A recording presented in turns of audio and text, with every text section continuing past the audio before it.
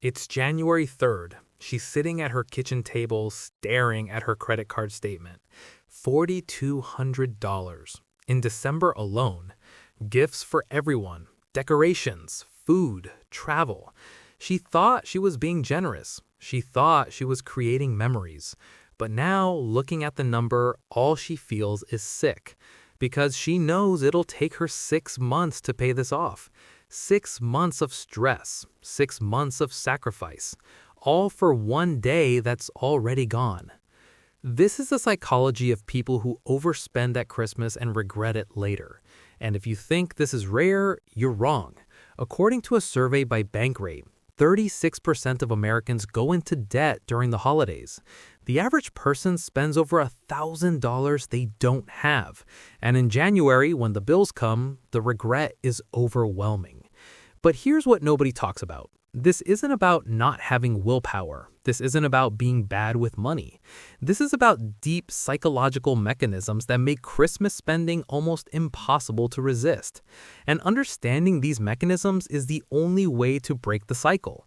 Let's start with the most important truth. Christmas spending isn't rational, it's emotional. And emotion always overpowers logic when it comes to money. You know you can't afford it. You know you'll regret it.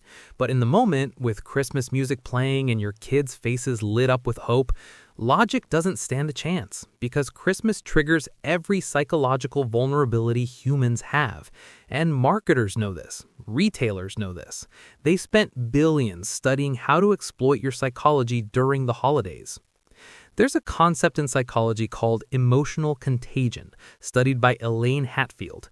It's the phenomenon where emotions spread from person to person. And during Christmas, the emotion that spreads is obligation mixed with joy and guilt. Everyone around you is spending. Everyone's talking about what they bought. Everyone's decorating, traveling, hosting. And you feel it, the pressure, the expectation, the fear that if you don't participate fully, you're failing. Failing as a parent, failing as a partner, failing as a friend. And that fear drives spending that you rationally know is unsustainable. Let me give you a real example. A woman named Sarah told her story on the Financial Forum. She made $60,000 a year, single mother of 2. Every year she'd promise herself she'd keep Christmas simple. Every year she'd set a budget of $500. And every year by December 23rd, she spent over $3,000. Why? Because her ex-husband would show up with elaborate gifts, and she couldn't bear the thought of her kids thinking he loved them more because his gifts were bigger.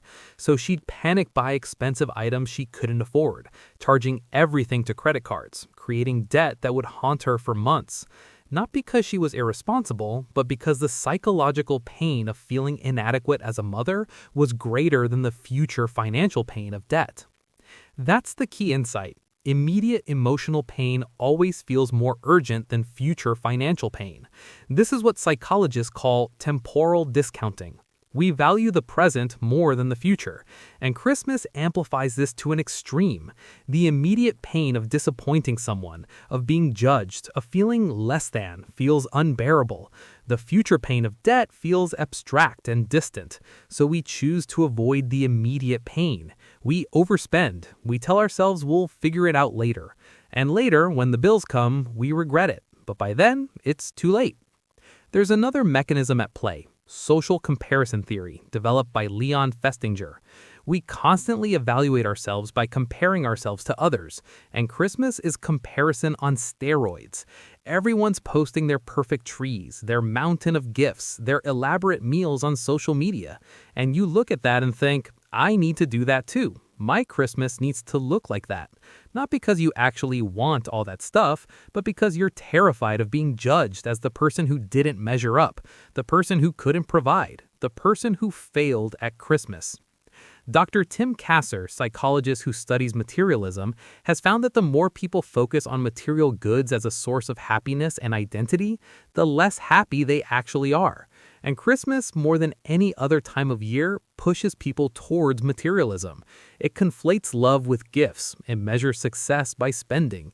It creates an environment where your worth as a person is demonstrated through consumption. And people who otherwise have healthy relationships with money completely lose their minds in December because they're not making financial decisions, they're making emotional decisions driven by fear, obligation, and the need to prove their love is real. Let's talk about another real person.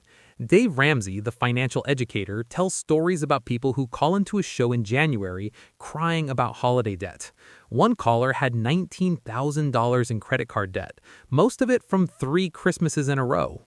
Each year, she'd promise herself she wouldn't overspend. Each year, she'd create a budget. And every year, the budget would explode. Why? Because her identity was wrapped up in being the person who makes Christmas magical. Her mother had done it, her grandmother had done it, and she felt like if she didn't continue the tradition, she was betraying her family legacy. The psychological weight of that identity was so heavy that financial reality couldn't compete. That's the key insight. Identity protective cognition. We process information in ways that protect our sense of self. If you see yourself as a generous person, then limiting Christmas spending feels like a threat to your identity. It makes you question who you are. And humans will go to extraordinary lengths to maintain a consistent self-concept, even when that self-concept is bankrupting them. There's also the concept of loss aversion from Daniel Kahneman and Amos Tversky. The pain of loss is about twice as powerful as the pleasure of gain. And during Christmas, not buying something feels like loss. You're losing the opportunity to make someone happy, losing the chance to create a memory, losing your status as a good gift giver. Every item you don't buy feels like you're taking something away, so you buy it, even if you can't afford it, because the immediate pain of loss is overwhelming. Now, here's where it gets really insidious. Retailers understand all of this. They've designed their entire Christmas strategy around exploiting these psychological vulnerabilities. Limited time offers, doorbuster deals, gift guides telling you exactly what you should buy, emotional advertising showing families reuniting, children opening gifts, the implication that love equals stuff. And it works because they're not selling products, they're selling solutions to your emotional fears. You're afraid of disappointing your kids? Buy this. You're afraid of looking cheap? Buy that. You're afraid of having a mediocre Christmas? Spend more. Black Friday is a perfect case study. Dr. Stephanie Preston, a neuroscientist, studied Black Friday shopping behavior and found it triggers the same brain regions activated during competitive scenarios. You're not just buying a TV, you're winning. You're getting a deal others didn't get. You're outsmarting the system. And that feeling, that rush of dopamine from winning, makes you buy things you never intended to purchase. You didn't need a second air fryer, but it was 70% off, and getting that deal felt like victory, so you bought it and charged it, and in January, you'll regret it. There's another mechanism at play: decision fatigue. Research by Roy Baumeister shows that making decisions depletes mental energy. And during the holidays, you're making hundreds of decisions. What to buy, for whom, how much to spend, where to shop, how to wrap it. Every decision uses up your mental reserves, and when you're mentally depleted, you default to the easiest choice, which is usually spending more, because saying no requires energy, setting boundaries requires energy, sticking to a budget requires energy, and by mid-December, you're out of energy, so you just swipe the card. Let's dig deeper into the specific psychological traps that make Christmas overspending almost inevitable for most people. Because this isn't one mechanism, it's a perfect storm of psychological vulnerabilities all activating simultaneously. First, there's what economists call the sunk cost fallacy. Once you've started spending, it becomes psychologically difficult to stop. You've already spent $800. What's another $200? You've already broken your budget. Might as well make Christmas really special since you're going into debt anyway. This is irrational, but it's how the brain works. Dan Ariely's research on behavioral economics shows that humans have terrible intuition about incremental costs. The first dollar spent feels significant. The 100th dollar spent barely registers. I'll give you another real example. A man named Marcus shared his story on Reddit. He'd budgeted $500 for Christmas, By December 10th, he'd spent $700, and his brain said, well, I've already blown the budget. I have already failed, so I might as well go all in and make this Christmas one my kids will never forget. By December 25th, he'd spent $2,800. In January, he was looking at bankruptcy. All because once he crossed that initial budget threshold, the psychological restraint completely disappeared. The budget stopped being a real boundary and became just a number he'd already failed to honor. Second, there's the license to splurge phenomenon. Dr. Nina Mazar studied what she calls moral licensing. It's when doing something good gives you psychological permission to do something bad, and this happens constantly at Christmas. I worked overtime in November, so I deserve to splurge on Christmas. I've been frugal all year, so it's okay to let loose in December. I'm such a good parent in so many ways, so overspending on gifts is fine. These justifications feel logical in the moment, but they're just your brain finding reasons to do what it emotionally wants to do anyway. Third, there's the cocktail effect of stress plus obligation. Dr. Robert Sapolsky's research on stress shows that chronic stress impairs decision-making, particularly in the prefrontal cortex, which is responsible for planning and impulse control. And December is one of the most stressful months of the year. You're working, you're shopping, you're cooking, you're hosting, you're traveling, you're managing everyone's expectations. Your stress hormones are through the roof. And in that state, your ability to make rational financial decisions is severely compromised. Combine that stress with obligation. Christmas isn't optional. You can't just skip it. Your kids expect it, your family expects it, society expects it. And that obligation creates a psychological pressure that overrides financial reality. You know you can't afford this, but you also know you can't not do it. So you do it, and you deal with the consequences later. Let's talk about the psychology of gift giving specifically, because this is where the most damage happens. Marcel Mauss, a sociologist, wrote about the social obligation of gift exchange.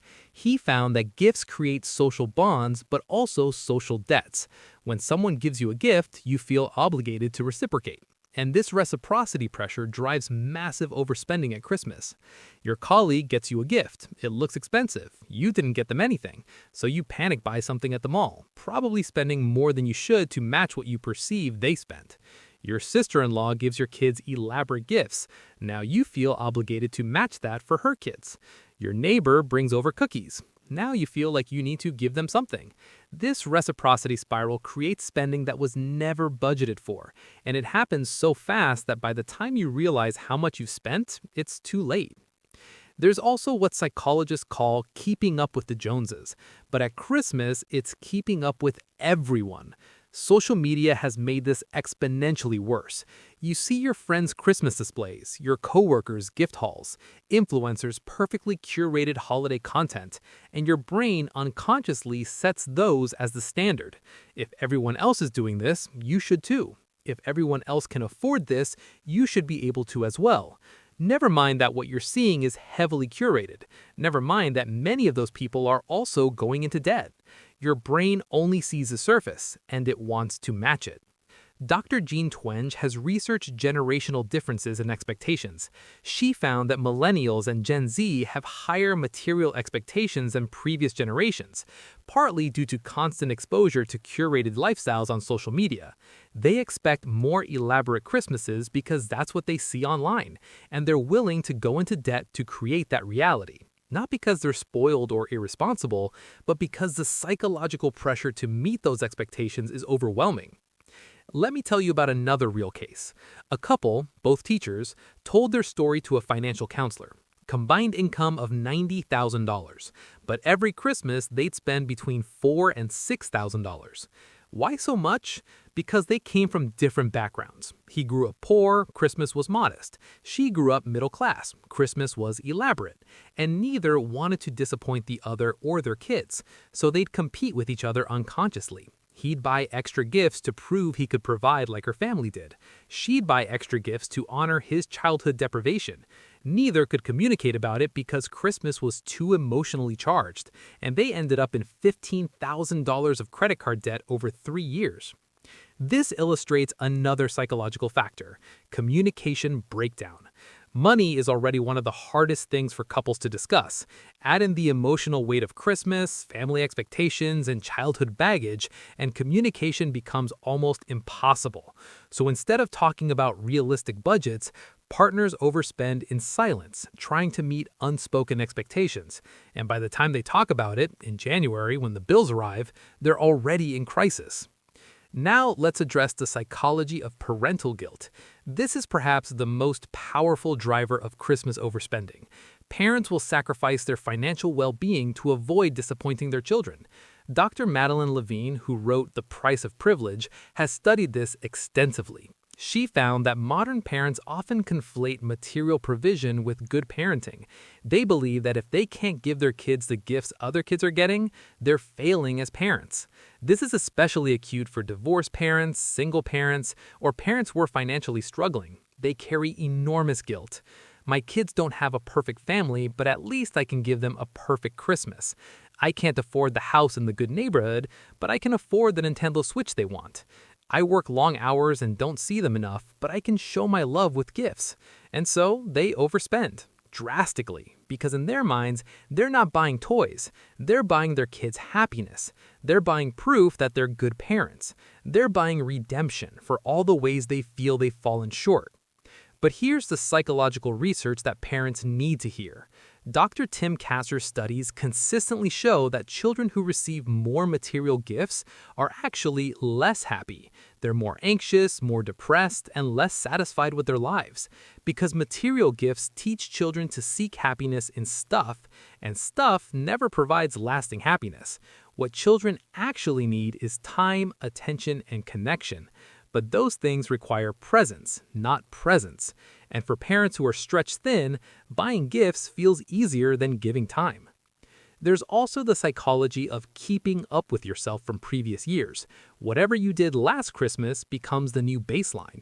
If you spent $1,000 last year, spending $800 this year feels like failure, like you're moving backward, like things are getting worse. So you spend at least $1,000. Probably more, because you want this year to be better, special, memorable, and the ratchet effect keeps clicking upward year after year until you're spending amounts that are completely unsustainable. Now let's talk about the specific moment of regret, because this is crucial. The psychology of overspending happens in December, but the psychology of regret happens in January, and understanding both is necessary to break the cycle.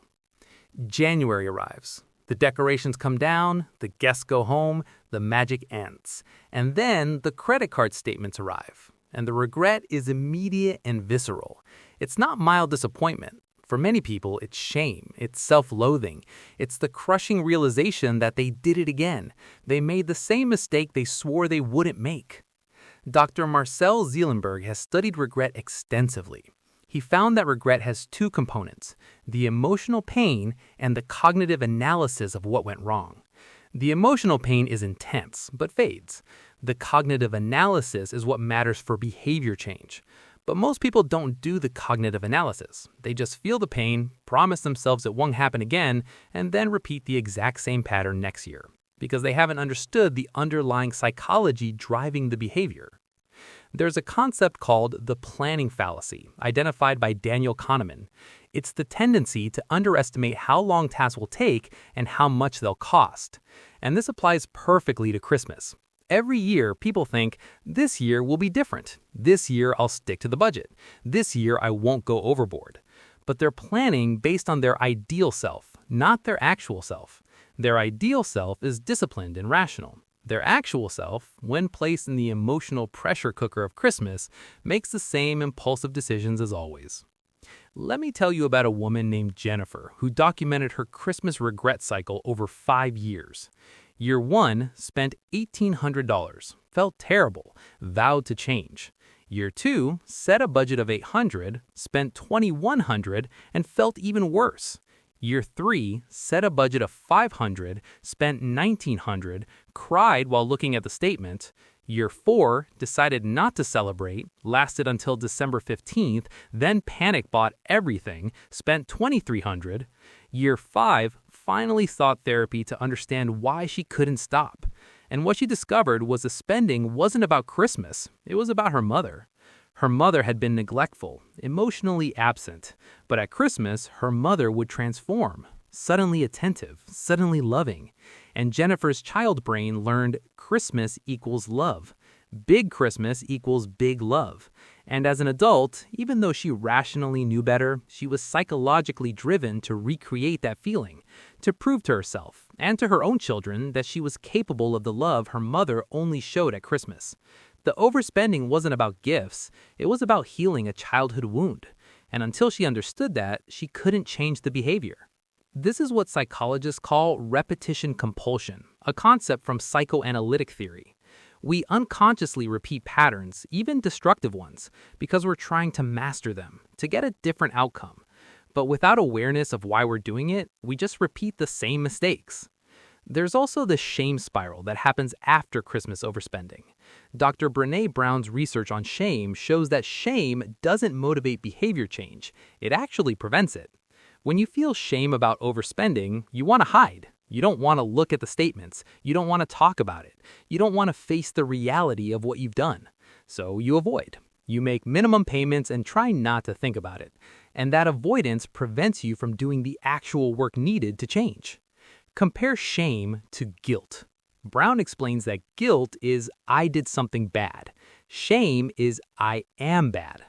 Guilt can motivate change. I made a mistake and I'll do better. But shame just makes you feel worthless. I'm terrible with money. I'm a failure. I'll never get this right. And that shame narrative becomes self-fulfilling. If you believe you're bad with money, you'll act in ways consistent with that belief, including overspending again next year. Let's talk about the financial impact of this pattern. According to research from the National Retail Federation, the average American spends about $1,000 on Christmas, but 36% go into debt to do it. And the average credit card interest rate is about 20%. So if you charge $1,000 and pay it off over 6 months, you'll pay about $55 in interest. Not terrible, but most people don't pay it off in 6 months. They pay the minimum. And that $1,000 ends up costing $1,300 or more. And they do this every year. Compound this over a decade and you're talking about real money. Let's say someone overspends $1,500 every Christmas for 10 years. That's $15,000 in principal, but with interest and minimum payments, they'll pay over $20,000. Now imagine they'd instead invested that $1,500 every December. With average market returns after 10 years, they'd have over $25,000.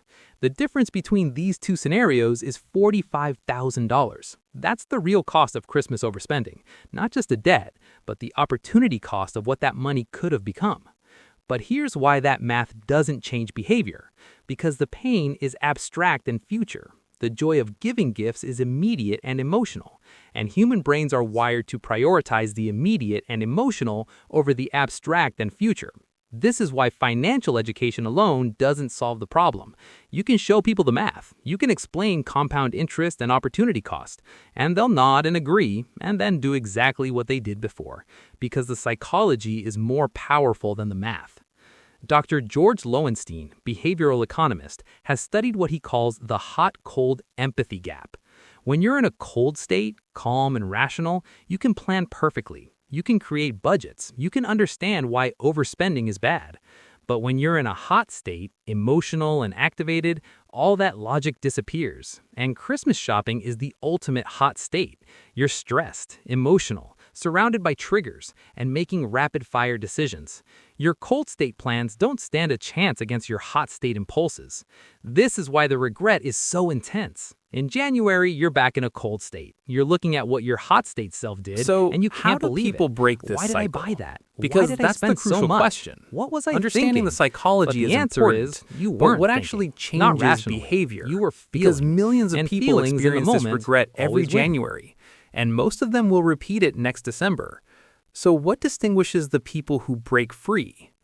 First, they externalize the budget. Dr. Richard Thaler won the Nobel Prize for his work on behavioral economics, particularly his concept of mental accounting. One of his key insights is that people treat money differently depending on how it's categorized. So successful Christmas budgeters don't just have a number in their head, they physically separate the money. They open a separate savings account called Christmas Fund. They transfer money into it monthly. And when December comes, that's all they have. They can't overspend because the money literally isn't available. This works because it removes decision-making in the hot state. You're not deciding in the moment whether you can afford something. You're looking at an account balance. It's either there or it's not. This simple strategy removes the psychological wiggle room that leads to overspending. Second, they address the underlying emotional drivers. Remember Jennifer from earlier? Once she understood her overspending was about childhood wounds, she could address it directly. She worked with a therapist on separating her current family from her childhood experience, on finding ways to show love that didn't involve overspending, on healing the wound so it stopped driving her behavior. And in the first year after therapy, she spent $600 on Christmas and felt no regret. Not because she loved her family less, but because she'd broken the psychological association between spending and love. This is the crucial insight. For many people, Christmas overspending isn't a money problem. It's a psychological problem that manifests as money behavior. And until you address the psychology, behavioral strategies alone won't work. You need to understand why you overspend. What wound are you trying to heal? What fear are you trying to avoid? What are you trying to prove, and to whom? Third, they redefine what Christmas means. Dr. Tim Kasser's research shows that people who focus on intrinsic values, relationships, personal growth, community, are happier than people who focus on extrinsic values, money, status, image. And Christmas overspending is almost always driven by extrinsic values. Trying to look like a good parent, trying to match what others are doing, trying to prove your love through material means. People who successfully reduce Christmas spending shift to intrinsic values. They create new traditions that cost little or nothing. Baking together, watching movies, going on walks to see Christmas lights, playing games. These activities create the memories and connection everyone actually wants. But they require time and presence, which is harder than buying stuff. But it's also more fulfilling, and it doesn't create debt. I'll give you a success story. A family of 4, parents and 2 teenagers, had been spending $3,000 to $4,000 every Christmas for years. The debt was crushing them. So one year, the parents sat down with their kids and explained, "We've been overspending on Christmas, and it's affecting our financial security. We want to change, but we want your input." They expected resistance, but what happened was the opposite. The kids admitted they felt overwhelmed by all the gifts, that opening presents had become stressful rather than joyful, and together they redesigned Christmas. Each person got one meaningful gift. They set a $50 limit, but they spent the whole day together, cooking, playing games, watching movies, just being together without the pressure of elaborate gift exchanges. Total cost, $300. And every family member said it was the best Christmas they'd ever had. Not because they spent less, but because of spending less. The reduction in financial pressure allowed them to actually enjoy each other. Fourth, they practice what psychologist Kelly McGonigal calls surfing the urge. In her work on willpower, she explains that impulses come in waves. When you feel the urge to buy something you can't afford, the urge peaks quickly and then subsides. Most people act on the peak. But if you can wait even 5 minutes, the intensity decreases. And if you can wait an hour, it often disappears completely. So successful Christmas budgeters have a rule: no impulse purchases. If they see something they want to buy, they write it down and wait 24 hours. If they still want to buy it the next day and it fits the budget, they do. But most of the time, the urge has passed. This simple strategy prevents the hot state purchases that destroy budgets. Fifth, they communicate in advance. Remember the couple who overspent because of different family backgrounds? They eventually solved it by having an explicit conversation in October. They discussed their different Christmas experiences growing up. They acknowledged their different expectations, and they agreed on a specific number together. And because they'd addressed it emotionally and in advance, when December came, they could reference their agreement. We decided together we'd spend X. Let's stick to our plan. Communication in a cold state creates a contract that helps constrain hot state behavior. Sixth, they opt out of toxic reciprocity spirals. This is hard because it requires setting boundaries with family, friends, and coworkers, but it's necessary. Many families have solved this by drawing names. Instead of everyone buying for everyone, each person buys one thoughtful gift for one person. This reduces spending by 80 or 90% while maintaining the ritual of exchange.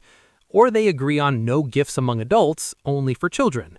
Or they set strict dollar limits that everyone honors. These conversations are uncomfortable. You're essentially saying, I can't afford to keep up with your spending, and that requires vulnerability. But Dr. Brené Brown's research shows that vulnerability is the path to authentic connection. And when one person is brave enough to say, I need to spend less this Christmas, others often feel relief. They were feeling the same pressure but didn't know how to bring it up. Let me share one more success story. A group of college friends had been exchanging gifts for 15 years. Every year, the gifts got more elaborate and expensive. Nobody wanted to be the person who gave the cheap gift. They were all spending $300 to $500 on this group friend, and they were all in their 30s, trying to save for houses, dealing with student loans. Finally, one woman sent an email. I love you all, but I can't afford this anymore. Can we do a white elephant exchange with a $20 limit? And the response was unanimous relief. Every single person had been feeling the same pressure, but nobody wanted to be the first to say it. Now let's talk about building a sustainable relationship with Christmas spending. Because the goal isn't to eliminate Christmas. The goal is to align your Christmas spending with your values and your finances, to create holiday experiences that bring joy without bringing debt. The first principle is starting early, both practically and psychologically.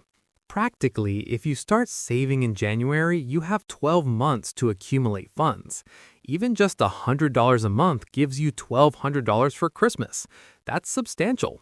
And because you've saved it in advance, you can spend it without guilt. It's already designated for this purpose. Psychologically, starting early reduces the panic. Most Christmas overspending happens in the last 2 weeks when you're stressed and running out of time. But if you've been thinking about Christmas since summer, buying gradually, planning intentionally, you never enter that panic state. You never make those desperate last-minute purchases that destroy budgets. The second principle is distinguishing between wants and obligations. Make 2 lists. One list is people you genuinely want to give gifts to. The other list is people you feel obligated to give gifts to. The obligation list is where most damage happens. Coworkers, distant relatives, your kid's teacher, the mail carrier.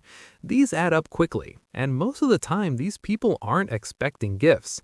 You're creating the obligation in your own mind. One strategy is handling all obligations with inexpensive, homemade, or batch gifts. Bake cookies, make hot chocolate mix, create a photo calendar, something that costs $5 to $10 per person but still shows thoughtfulness. This reduces the obligation spending from hundreds to dozens, and it feels more personal than a generic store-bought item anyway. The third principle is prioritizing experiences over things. Research by Dr. Thomas Gilovich shows that people derive more lasting happiness from experiences than from material possessions. The joy of a new gadget fades quickly, but the memory of doing something together lasts. So instead of buying expensive gifts, consider giving experiences. Tickets to a show, a cooking class together, a weekend trip. These often cost less than elaborate gift exchanges and create deeper connections. For children specifically, there's a strategy that's gained traction: the 4-gift rule. Something they want, something they need, something to wear, something to read. This limits the quantity while ensuring the gifts are meaningful. And many parents who've adopted this report that their kids are happier with 4 thoughtful gifts than they were with dozens of random items. The fourth principle is transparency with children. This is controversial, but research supports it. Dr. Ron Lieber, who wrote The Opposite of Spoiled, argues that children benefit from age-appropriate honesty about family finances, not fear or stress, but honesty. We have a budget for Christmas. Here's what it is. Let's decide together how to spend it. This teaches children about money, about choices, about priorities, and it prevents them from developing unrealistic expectations about what Christmas should look like. Many parents resist this. They want to preserve the magic of Christmas.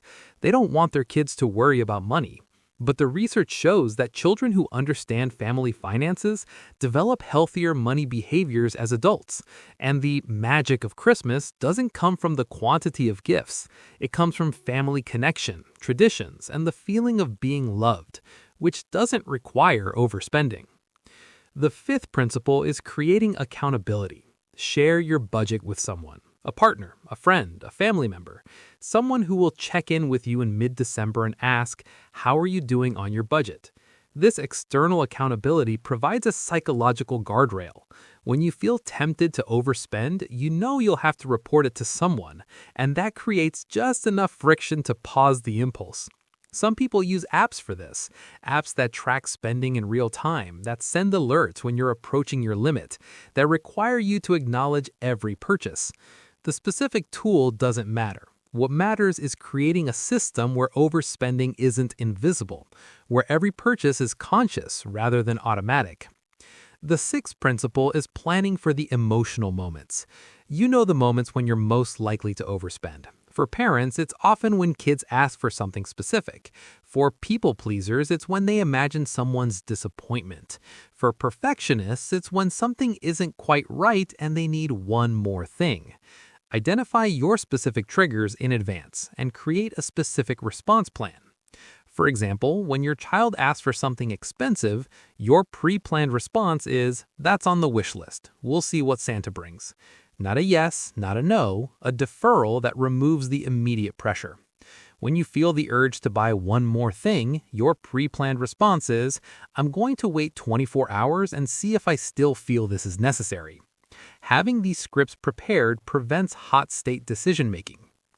The seventh principle is reframing regret as information. If you've overspent in the past, instead of just feeling shame, do the analysis. Look at your receipts. Categorize the spending. Who did you spend on? What categories cost the most? Which purchases felt good? Which purchases, in retrospect, were unnecessary?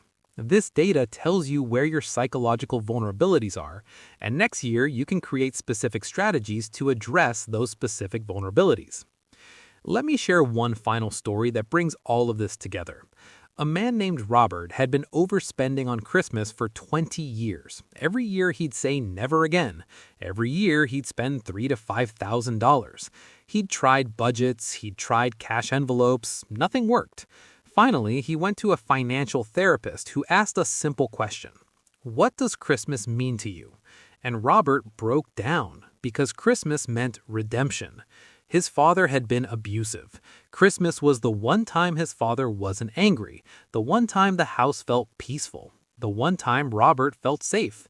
And as an adult, he was trying to recreate that feeling, to make Christmas so perfect that it would heal all the imperfect days. And no amount of spending could ever do that, because the wound wasn't in the present, it was in the past. Once Robert understood this, he could separate his adult Christmas from his childhood trauma. He could create Christmas traditions based on what his family actually needed, not what his inner child was seeking. And in the first year after this realization, he spent $800. Not because he loved his family less, but because he wasn't trying to heal the past through the present anymore. This is the deepest truth about the psychology of people who overspend at Christmas and regret it later. The overspending is almost never really about Christmas. It's about something else: fear, guilt, obligation, trauma, identity, comparison, status, love. And until you understand what it's really about for you, you'll keep overspending, you'll keep regretting, you'll keep repeating the cycle. But when you do the psychological work, when you understand your specific drivers, when you address the underlying emotional needs through means other than spending, something shifts. Christmas becomes lighter, less pressured, more joyful. You can give gifts that fit your budget without feeling guilty. You can create traditions that cost little and mean much. You can experience the holiday without the January hangover of debt and regret that has haunted you for years. That's the psychology of people who break free from Christmas overspending. It's not about deprivation, it's about alignment. Aligning your spending with your values, your traditions with your finances, your gifts with your genuine capacity. And when you find that alignment, Christmas becomes what it was always meant to be. Not a financial performance, but a genuine celebration of connection, of love, of being together. And those things, the things that actually matter, have never required debt.